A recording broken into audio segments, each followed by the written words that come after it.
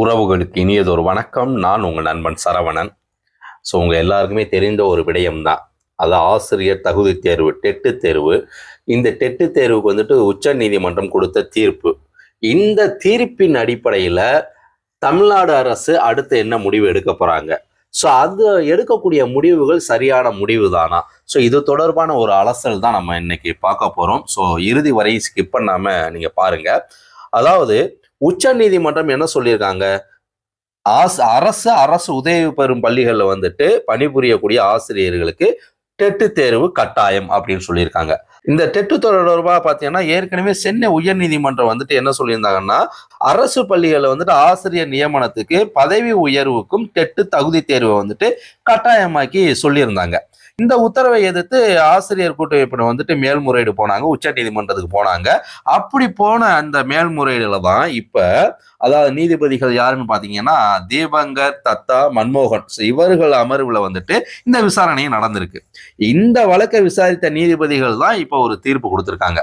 அது என்னன்னா, கட்டாய கல்வி உரிமை சட்டத்திலிருந்து இப்ப நீங்க ஏற்கனவே நம்ம இது தொடர்பா பதிவு கூட போட்டிருக்கோம். அதாவது கட்டாய கல்வி உரிமை சட்டத்தின் கீழே பாத்தீங்கன்னா மொழி வாரியா, மத வாரியா, மைனாரிட்டி சிறுபான்மை பள்ளிகள் இருக்காங்க இல்லையா, அங்கு பணிபுரியக்கூடிய ஆசிரியர்களுக்கு டெட்டில் இருந்து விலக்களிக்கப்பட்ட ஒரு தீர்ப்பு இருக்குது இல்லையா, அந்த தீர்ப்புல சந்தேகம் இருக்குது அப்படிங்கிறத சுட்டி காட்டியிருக்காங்க. இதன் மூலம் என்னன்னா, அங்க பணிபுரியக்கூடியவர்கள் ஏன் டெட்டில் இருந்து விலக்கு கொடுக்குறீங்க, சிறுபான்மை பள்ளிகள்ல அவர்களுக்கும் அதை கொடுக்கணும், டெட்டு கட்டாயப்படுத்தணும் அப்படிங்கிற ஒரு விடயத்தை சுட்டி காட்டுவது போலதான் இருக்குது. ஆனா இதை என்ன சொல்லியிருக்காங்கன்னா, இந்த தீர்ப்புல இருக்கக்கூடிய இந்த சந்தேகத்தை களைய அரசியல் சாசன அமர்வை ஏற்படுத்தி விசாரிக்க தலைமை நீதிபதிக்கு பரிந்துரை செய்கிறோம் அப்படிங்கிறத உச்ச நீதிமன்றம் சொல்லியிருக்காங்க. அந்த பரிந்துரை முடிவையே அந்த சிறுபான்மை பள்ளிகளுக்கு எப்படி வருதோ அது வரைக்குமே அனைத்து அரசு உதவி பெறும் பள்ளிகளுக்கும் கட்டாய கல்வி உரிமை சட்டத்தை ஏற்றுதான் நடக்க வேண்டும் அப்படிங்கிறத உறுதிப்படுத்தியிருக்காங்க. இந்த கட்டாய கல்வி உரிமை சட்டம் வருவதற்கு முன்பாகவே 20 அல்லது 30 வருஷத்திற்கு பணியில உள்ள ஆசிரியர் இருக்காங்க இல்லையா, அவர்களுக்கு டெட்டு தேர்வு எழுதி தகுதி பெற சொல்வது பொருத்தமாக இருக்காது அப்படிங்கிறத சொல்லியிருக்கிறாங்க. அப்ப 20-30 வருஷமா பணியில இருக்கக்கூடியவங்களை கட்டாயப்படுத்த வேண்டாம் அப்படின்னு சொல்லியிருக்காங்க. இதற்காக பாத்தீங்கன்னா உச்ச நீதிமன்ற சிறப்பு அதிகாரத்தை பயன்படுத்தி பணிக்காலம் 5 ஆண்டுகள் மட்டுமே உள்ள ஆசிரியர்களுக்கு டெட்டு தேர்வில் தேர்ச்சி பெற வேண்டும் என்பதுல இருந்து விலக்கு அளிக்கிறோம் அப்படின்னு சொல்லியிருக்கிறாங்க. அப்ப 5 ஆண்டு தான் அவங்க பணியில இருக்க போறாங்கன்னா அவங்களுக்கு விலக்கு அளிக்கிறோம். அதே நேரம் 5 ஆண்டுகளுக்கு குறைவாக பணிக்காலம் கொண்ட ஆசிரியர்கள் பதவி உயர்வு, இதுதானே இங்க எதிர்பார்க்கப்பட்ட ஒரு விடயம். அப்ப இந்த 5 ஆண்டு தான் இருக்கு, நீங்க பணி புரிய போறீங்கன்னா அதுல உங்களுக்கு விலக்கு அளிக்கப்படுது. ஆனா நீங்க அதை காரணம் காட்டி பதவி உயர்வு பெற விரும்பினால் கட்டாயம் டெட்டில் தேர்ச்சி பெற்றிருக்க வேண்டும் அப்படின்னு சொல்லியிருக்காங்க. ரைட்டுங்களா? அப்ப 5 ஆண்டுங்கிறதுல பதவி உயர்வுக்கு டெட்டுங்கிறத உறுதிப்படுத்தியிருக்கிறாங்க. ஆனால் கட்டாய கல்வி உரிமை சட்ட நடைமுறைக்கு வருவதற்கு முன்பாக ஆசிரியராக பணியில் சேர்ந்த 5 ஆண்டுக்கு மேல பணிக்காலம் கொண்ட ஆசிரியர்கள் 5 ஆண்டுக்குள்ள ரிட்டையர் ஆக போறாங்கன்னா ஓகே, புரியுது.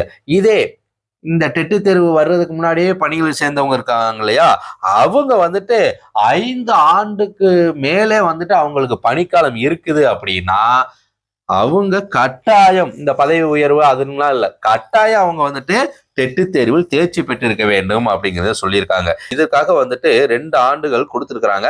இந்த 2 ஆண்டுக்குள்ள கட்டாய டெட்டு தேர்வில் தேர்ச்சி பெற வேண்டுங்கிறத இதுல சுட்டி காட்டியிருக்கிறாங்க. இதுல தேர்ச்சி பெறாத ஆசிரியர்களை, இந்த 2 ஆண்டுக்குள்ள தேர்ச்சி பெறாத ஆசிரியர்களை பணி நீக்கம் செய்ய வேண்டும் அப்படின்னு சொல்லியிருக்காங்க.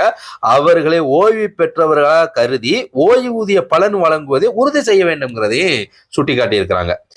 இது மட்டும்தான் சொல்லியிருக்காங்களா அப்படின்னு பாத்தீங்கன்னா, மாற்றுத்திறனாளிகள் இருக்காங்க இல்லையா, மாற்றுத்திறன் உள்ளிட்ட குறைபாடுகளால் டெட்டு தேர்வை எழுத முடியாத ஆசிரியர்களின் கோரிக்கைகளை மாநில அரசுகள் பரிசீலிக்கலாம். இப்ப இந்த மாற்றுத்திறனாளிகள் இருக்காங்க இல்லையா, அவங்களுடைய கோரிக்கை இருக்குது, எங்களுக்கு டெட்டில இருந்து தேர்வு எழுத முடியாத ஆசிரியர்கள் அதுல விலக்களிக்க வேண்டும் அப்படிங்கிறதெல்லாம் இருக்கு இல்லையா, இது அந்த மாநில அரசுகள் பரிசீலனை செஞ்சு அதற்கு நீங்க எப்படியான முடிவு எடுக்கணும் எடுத்துக்கலாம்னு சொல்லியிருக்காங்க. இப்ப மாற்றுத்திறனாளிகள் டெட்டு தேர்வு எழுதலாமா வேண்டாமாங்கிறது மாநில அரசோட கையில இருக்கு. ஆசிரியர் பணியில் சேர விரும்புபவர்களா இருந்தாலும் சரி, பதவி உயர்வு பெற விரும்புபவர்களா இருந்தாலும் சரி, கட்டாயம் டெட்டு தேர்வில் தேர்ச்சி பெற்று முழு தகுதியுடையராக இருக்க வேண்டும். இல்லைன்னா அரசு மற்ற அரசு உதவி பெறும் பள்ளியில வந்துட்டு ஆசிரியராக பணியில் தொடர முடியாது அப்படிங்கறதுதான் நீதிபதியோட தீர்ப்பு. இதுல என்ன ஒரு விடயம்னா, தனியார் பள்ளியில பணிபுரியக்கூடிய ஆசிரியர்களுக்கு டெட்டு கட்டாயம் சொல்லிடுவாங்களோ அப்படிங்கிற ஒரு பயம் சிலருக்கு இருந்துச்சு. ஸோ இந்த தீர்ப்பு இது சரி தவறுங்களாம் தாண்டி இதுல தமிழ்நாடு அரசு என்ன முடிவு எடுக்க போறாங்க அப்படிங்கிற ஒரு விடயம் இருக்கு இல்லையா? சோ அதைத்தான் நம்ம பேச போறோம். இந்த அரசு உதவி பெறும் பள்ளியில தொடக்க மற்றும் உயர்நிலை பள்ளியில பணிபுரியக்கூடிய ஆசிரியர்களை வந்துட்டு 1.5 லட்சம் பேருக்கு வந்துட்டு இதனால வந்துட்டு நெருக்கடி ஏற்பட்டுள்ளது அப்படிங்கிறது தான் இப்ப ஆசிரியர் சங்கங்கள் வந்து தெரிவிச்சிருக்காங்க.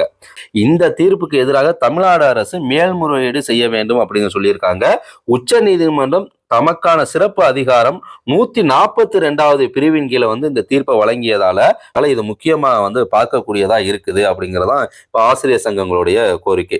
தொடக்க பள்ளியில வந்து பாத்தீங்கன்னா 62,979 ஆசிரியர்களும், நடுநிலை பள்ளியில வந்துட்டு 49,547 ஆசிரியர்களும், உயர்நிலை பள்ளிகள் வந்துட்டு 31,537 ஆசிரியர்களும், மேல்நிலை பள்ளிகளை வந்துட்டு 82,033 ஆசிரியர்கள் வந்துட்டு இப்ப பணிபுரிகிறாங்க. அரசு பள்ளிகளை மொத்தம் 2,28,990 ஆசிரியர்கள், அரசு உதவி பெறும் பள்ளிகள்ல மொத்தம் 76,360 ஆசிரியர்கள் வந்துட்டு பணிபுரிஞ்சுக்கிட்டு இருக்காங்க. இவர்கள் வந்துட்டு முதுநிலை ஆசிரியர்கள் வந்து 75,000 பேரு, 5 ஆண்டுகளுக்குள் ஓய்வு பெறுவோர் வந்துட்டு 50,000 பேரு, தகுதி தேர்வு எழுதி பணியில் சேர்ந்தவர் வந்துட்டு 35,000 பேரு.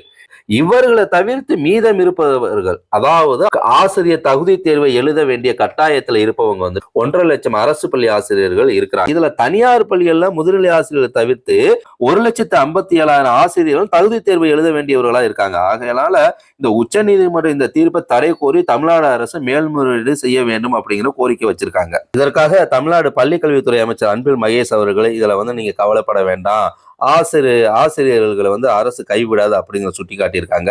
பள்ளிக்கல்வித்துறை முதன்மை செயலாளர்கள் முதல் அனைத்து செயலாளர்களுடன் இது பற்றி வந்து கலந்து ஆலோசித்தோம். இந்த தீர்ப்பு குறித்து முழு விவரம் கிடைச்ச உடனே சட்ட வல்லுநர்களும் கலந்து ஆலோசித்து மேல்முறையீடு செய்வது குறித்து முடிவெடுப்போம் அப்படிங்கிறத சுட்டி காட்டியிருந்தாரு.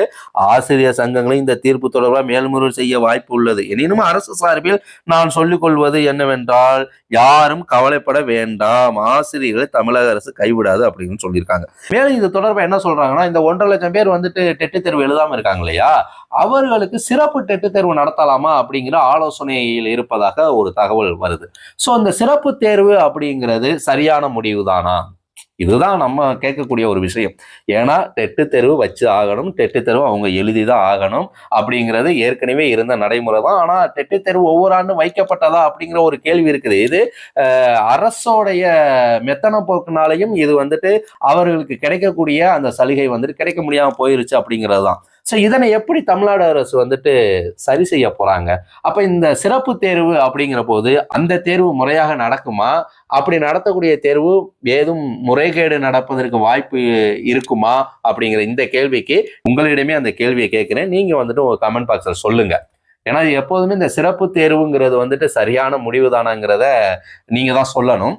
தமிழ்நாடு அரசு அவர்களுக்கு சரியான வழிகாட்டுதலை கொடுக்கணும். இத்தனை வருஷமா அவங்க பணியில இருக்கிறாங்க. அதே நேரத்துல இந்த சிறப்பு தேர்வுகளையும் தாண்டி டெட்டு தேர்வையும் ஒவ்வொரு ஆண்டும் 2 முறை வைக்கப்பட்டால் கண்டிப்பாக இந்த தொய்வு நிலை வந்துட்டு நீக்கப்படும். ஏன்னா உச்ச நீதிமன்றம் என்ன சொல்றாங்க, இந்த 2 வருடத்துல டெட்டு தேர்வு வந்துட்டு தேர்ச்சி பெற்றிருக்கணும் அப்படின்னு சொல்றாங்க. சோ அப்ப தமிழ்நாடு அரசு இன்னும் வேகப்படுத்த வேண்டி இருக்குது. காமன் எல்லாருக்குமே, வெளியில இருக்கக்கூடியவங்களுக்கு, தனியார் பள்ளியில வேலை பார்த்துக்கிட்டு இருக்கக்கூடியவர்களுக்கு, இவர்கள் எல்லாருக்குமே வருடத்துக்கு 2 முறை டெட்டு தேர்வு வைத்தா அவங்க எல்லாருக்குமே வாய்ப்பு கிடைக்கும் இல்லையா? அந்த வாய்ப்பை உருவாக்க வேண்டும். அதுல இந்த 1.5 லட்சம் ஆசிரியர்களும் அந்த டெட்டு தேர்வை எழுதட்டுமே. டெட்டு தேர்வை வருடத்துக்கு 2 முறை வைப்பது அப்படிங்கிறத உறுதிப்படுத்துங்க. ஸோ இதுதான் நம்ம கேட்கக்கூடியது. இந்த உச்ச நீதிமன்ற தீர்ப்பை எதிர்த்து மேல்முறையீடு போவாங்களா தமிழ்நாடு அரசு அப்படிங்கிறதும் போகலாம், தவறு இல்லை. ஏன்னா அவர்களுடைய அந்த காலம் கருதி அவர்களுக்காக வந்துட்டு மேல்முறையீடு போய் அவர்களுக்கு இந்த டெட்டிலிருந்து விலக்கு பெறுவதற்கான வாய்ப்பினை தமிழ்நாடு அரசு நேரடியாக செஞ்சாங்கன்னா இன்னும் சிறப்பாக இருக்கும். ஸோ அதை செய்யணும். அதை விட்டுட்டு இந்த டெட்டு சிறப்பு டெட்டுங்கிறது வந்துட்டு எப்படியாக சரியாக இருக்கும் அப்படிங்கிறது தெரியல. மாண்புமிகு முதலமைச்சர் அவர்கள் தமிழ்நாடு வந்த பிறகுதான் வந்து அடுத்த கட்ட நகர்வு எப்படி இருக்குங்கிறதே நம்ம பார்க்க முடியும். ஸோ அடுத்தடுத்த நகர்வை தெரிந்து கொள்வதற்கு நம் சேனலை தொடர்ந்து ஃபாலோ பண்ணுங்க உறவுகளை. மீண்டும் ஒரு நல்லதொரு வாய்ப்பில் சந்திப்போம். நன்றி, வணக்கம்.